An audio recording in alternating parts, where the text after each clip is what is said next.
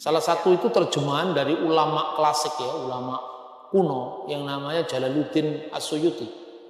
Itu sudah pernah diterjemahkan oleh penerbit Gunung Agung, judulnya Kedat, Nuzul Isa pada akhir zaman. Nuzul Isa putra Maryam pada akhir zaman. Nah, itu di dalam buku itu juga disebutkan kalau memang lebih penting ya membaca hadisnya langsung saya kira ya. Tapi di buku itu cukup dijelaskan tentang dua pandangan yang mengatakan Isa itu memang hakim yang adil dan Imam Mahdi sekaligus. Tetapi ada yang mengatakan Imam Mahdi itu bukan Isa, tapi orang lain, yaitu keturunan Muhammad. Dua-dua hadis dimuat dalam berbagai macam buku yang membahas tentang eskatologi Islam. Buku yang membahas hadis yang membahas tentang Imam Mahdi itu Nabi Isa sendiri, itu yang tadi saya baca riwayat Ahmad, dan juga salah satu hadis yang sangat terkenal dipakai oleh orang-orang Ahmadiyah, la Mahdiyah ila Isa bin Maryam, tidak ada Imam Mahdi kecuali Isa putra Maryam. Itu satu. Nah, dalam hadis yang mengatakan Isa Al-Masih itu adalah Imam Mahdi sendiri, itu digambarkan dalam hadis pada saat akhir zaman Nabi Isa itu turun di Menara Putih Damaskus. Umat Islam itu sedang sholat subuh. Tiba-tiba Isa masuk ke masjid. Itu salah satu gambaran. Ini mengucapkan assalamualaikum, salamnya dijawab waalaikumsalam ya Rasulullah. Isa dipersilakan untuk memimpin sholat. Lalu Isa mengambil saf di depan dan dia menjadi imam sholat. Tapi bacaannya setelah rukuk itu bukan sami Allahu liman hamidah Rabbana lakal hamdu, diganti sami Allahu liman hamidah wa khotallallahu dajjal wa adharal mu'minin. Kiranya Allah mendengar setiap doa, setiap pujian, dan segera membunuh Dajjal dan memberi kemenangan pada umat beriman. Di situ digambarkan bahwa Isa itu adalah Imam Mahdi itu sendiri.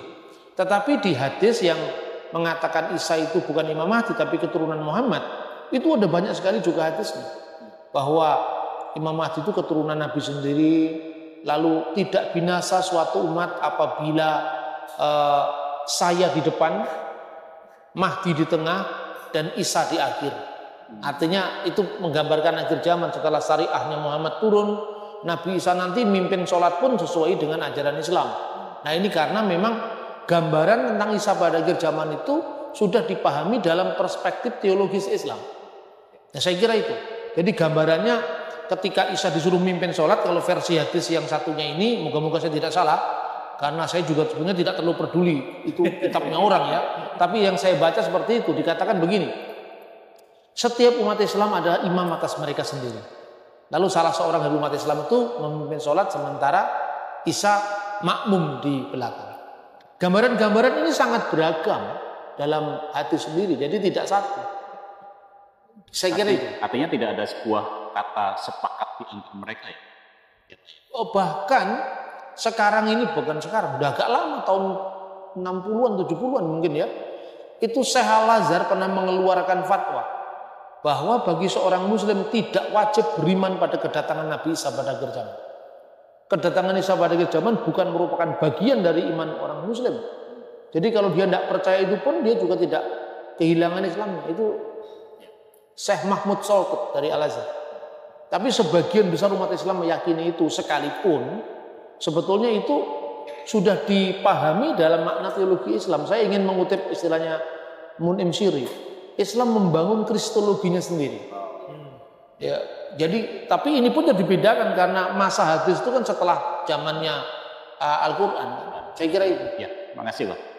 Nah, pertanyaan tadi yang pertama saya terkait adalah Imam Mahdi.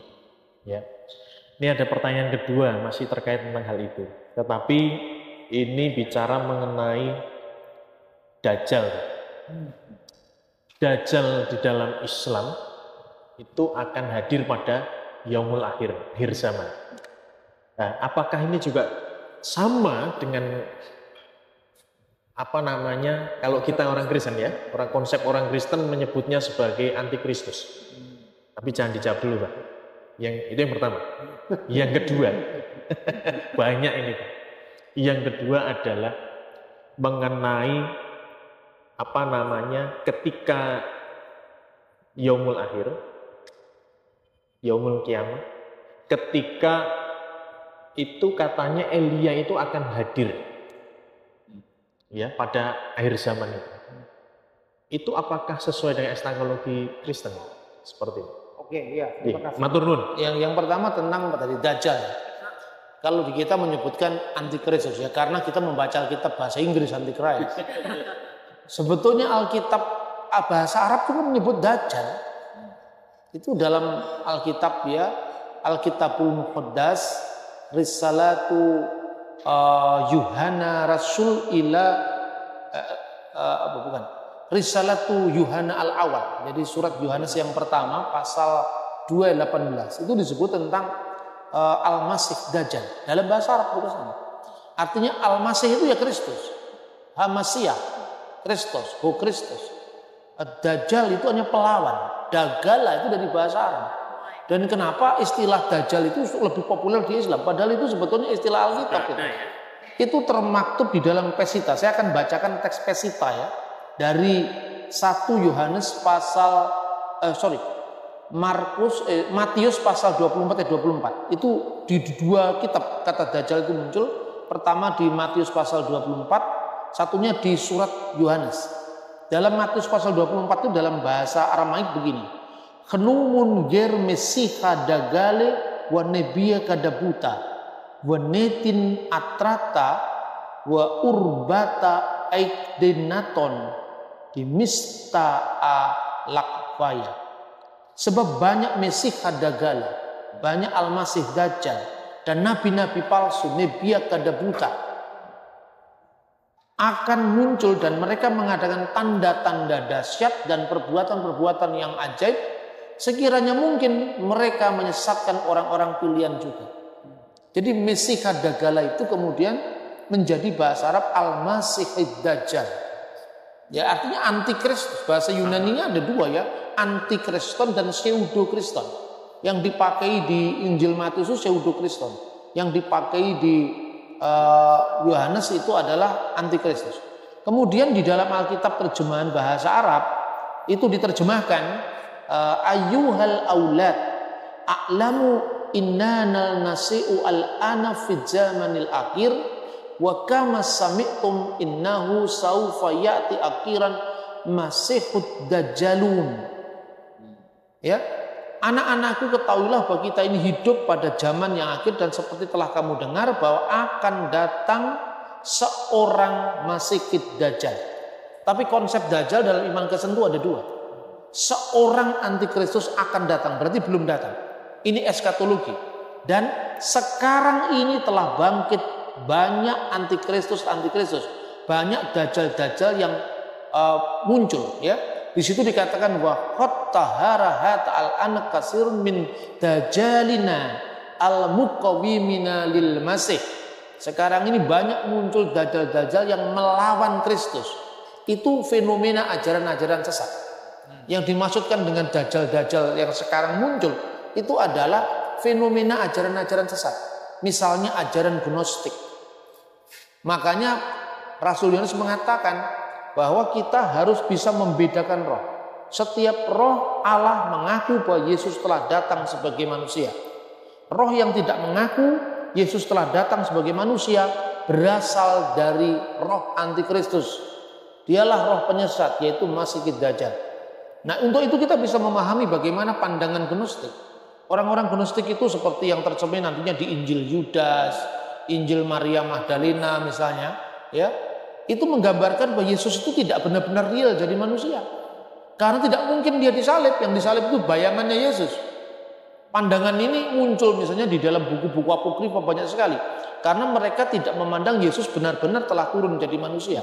Dan menurut Rasul Yohanes itulah spirit Dajjal. Itu dalam bentuk ajaran sesat. Tapi ajaran-ajaran sesat itu akan mengalami titik kulminasi perkembangannya pada akhir zaman yang dikenal dengan akan datang seorang Dajjal. Jadi kata Dajjal dalam Islam itu bukan hal yang berasal dari bahasa Arab murni, tidak, itu pinjaman dari bahasa Aramaik. Nah, hanya sayangnya sekali di Indonesia khususnya ya, kita asing dengan warisan gereja kita. Kita lebih akrab dengan terminologi Kristen, bahasa Eropa yang tidak menyentuh kepada saudara-saudara kita Islam. Itu jadi jelas yang pertama. Kemudian cerita-cerita tentang Dajjal, ya, Mesih Dagala menjadi Dajjal. Kemudian kisah tentang Gog Umagog atau Gog Bemagog itu menjadi Ya'jud wa Ma'jud. Dalam Alkitab bahasa Arab pun disebut Jud wa Majud, itu Gog dan Magog. Kemudian di Jawa disebut Jo Makjujo karena tidak bisa ngomong Ya'jud wa Ma'jud, dia ngomong Jo Makjujo, seperti Jabal Al-Kaf, Jabal Lekat, Adowe sak Jabal Lekat misalnya. Itu dari bahasa Arab. Ini bahasa Arab ini diambil ini banyak sekali unsur-unsur dari Aramaik. Nah, lalu ada lagi Dabatul Ardi. Dabatul Ardi itu adalah binatang yang keluar dari bumi, itu berasal dari Wahyu pasal 13. Ini dalam eskatologi tentang akhir zaman, tentang hadis itu ya. Terus kemudian kedatangan yang terakhir itu di dalam ramalan Joyoboyo ditambahi lagi dengan Dabatul Ardi Kelabang Kures gitu. Kelabang Kures itu bukan dari hadis, itu dari kejawen asli itu ya. Itu pengaruh dari cerita Murwokolo dalam Hinduisme. Murwokolo itu kan kuasa mengancam yang datang sangat mengganggu manusia, dan itu nanti akan dikalahkan oleh seorang dalang yang namanya Dalang Karurungan yang penjelmaan dari Dewa Wisnu. Nah, Kelabang Kures itu bukan suku Quraisy. Dikaitkan dengan suku Quraisy karena suku Quraisy itu yang paling menentang Kanjeng Nabi Muhammad itu loh. Digambarkan di situ. Makanya kadang-kadang agama dengan dongeng itu nggak jauh beda. Cuman ada ada gejala semacam itu di semua agama. Saya pernah ditanya waktu ulang tahunnya Metro TV ke-6, itu kan angkanya 666. Dikira anti Kristus itu 66 dalam kitab Wahyu. Sangat mudah sekali gitu. Karena orang kalau ke Israel tidak melihat peninggalan Petra itu dari suku Nabatean, apa hubungannya dengan kaum Nebayot, kaum Kedar, yang dilihat itu filmnya Indiana Jones. Karena di situ nanti akhir zaman terjadi perang itu loh. Orang lebih suka melihat itu ke depan, tetapi tidak melihat ke belakang dan masa kini.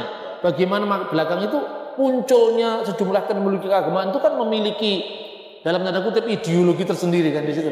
Itu. Kemudian tentang Elia tadi ya. Elia nggak ada dalam ideologi Islam, nggak ada.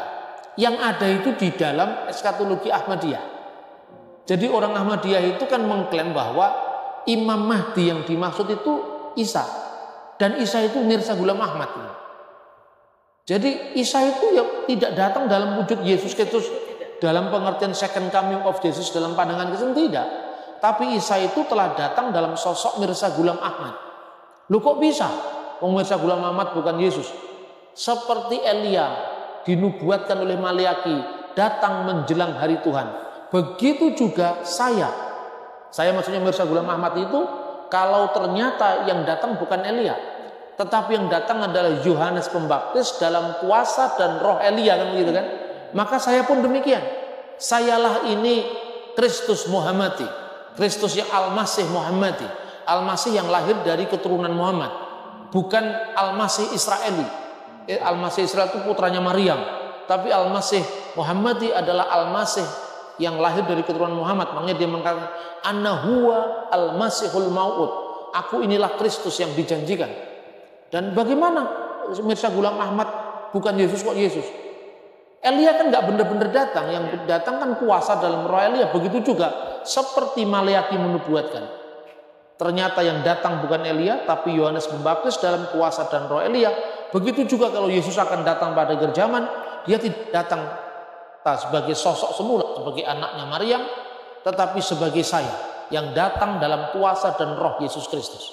Itu dalam pandangan Ahmadiyah. Makanya Elia mendapatkan tempat yang penting di dalam eskatologi Ahmadiyah. Dan hadis yang mengatakan tidak ada Mahdi kecuali Isa putra Maryam, itu dipahami lah, bener kan? Mahdinya itu ya Mirza Ghulam Ahmad itu. Mahdi sama dengan hakim yang adil. Apa tugasnya hakim yang adil? Isa akan datang sebagai hakim yang adil, bahkan mengutip sumpahnya Nabi Muhammad, wallati nafsi biyadihi, Demi Allah yang jiwaku ada dalam genggaman tangannya. Ditekankan itu Isa Al-Mahdi itu akan datang, Isa putra Maryam akan datang sebagai Imam Mahdi. Fayaksiras salib, dan dia akan memecahkan salib. Memecahkan salib itu adalah dia akan mengkoreksi, meluruskan, membenarkan kesalahan-kesalahan iman Kristen. Maka jangan sampai salah. Dulu ada isu katanya pembaptisan Ahmadiyah besar-besaran karena orang kesenannya nggak ngerti. Nggak mungkin itu, karena orang-orang Ahmadiyah tidak pernah punya okultisme, nggak ada itu. Saya paham betul dengan ajaran Ahmadiyah karena banyak sahabat saya orang Ahmadiyah, dan dia menurut saya ya menjauhi segala macam okultisme. Dan menurut cerita-cerita yang pernah beredar itu katanya ratusan bahkan ribuan orang itu para gembel-gembel itu yang dibaptis sama orang Kristen itu. Habis itu dilepas lagi, gitu. Ini kadang-kadang kita itu menjadi sasaran karena kita tidak punya pengetahuan. Tapi kita ini begitu semangatnya mengabarkan Injil tanpa kita mengetahui siapa audien kita ini. Setiap agama kan memiliki tugas dakwah. Islam juga punya tugas dakwah, Kristen juga punya tugas pengabaran Injil. Tapi rule of the game-nya harus jelas supaya kesatuan kita sebagai bangsa ini tidak cedera hanya gara-gara setiap agama memiliki misi-misi atau sending-sending yang menurut saya kadang-kadang nabrak rambu-rambu kebersamaan, nabrak rambu-rambu toleransi yang sudah kita bangun dengan susah payah ini. Bolehlah kita menjadi seorang Kristen yang 100%, tapi jadilah orang Indonesia yang 100%. Ya, saya kira itu. Ini penting sekali menjadi rambu-rambu kita di dalam kita berdialog antar agama. Makanya sekalipun saya mengutip hadis, mengutip Quran, saya tidak mencari pembenaran iman Kristen dari kitab-kitabnya orang lain. Tetapi saya wajib harus berbicara ketika iman kita disalahpahami atau dimengerti dalam perspektif yang bukan perspektif kita. Yang kita lakukan itu bukan mencari pembenaran dari agama lain, tetapi meluruskan kesalahpahaman. Syukur-syukur kalau kita bisa melakukan dialog teologis yang benar-benar sehat, bisa dipertanggungjawabkan secara ilmiah, ramah secara budaya, dan aman secara hukum.